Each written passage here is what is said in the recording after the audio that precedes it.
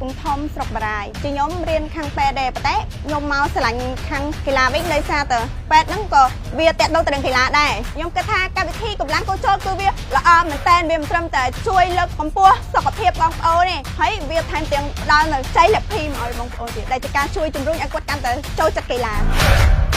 ក្រៅពីអាជីពចង់ធ្វើជាពេទ្យហើយអនាគតខ្ញុំចង់បើកក្លឹបកីឡាមានបង្រៀនដល់បងប្អូនតាក់ទងទៅនឹងសុខភាពនិងរបបអាហារខ្ញុំគិតថា100លានរៀលនឹងជារបស់ខ្ញុំណានឹងខ្លាចជាម្ចាស់ជើងឯកកម្លាំងកោជល Red Bull Power ជាមួយនឹងទឹកប្រាក់100លានរៀលកម្លាំងកោជល Red Bull Power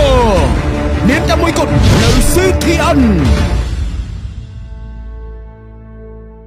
បើក្លៀមស្ញាប់លៀមរថយន្តគាត់ទៅវត្តប្រាពី2025បន្តពីច្រើនរង្វាន់ពីក្រវល់កំពង់ពួរជុល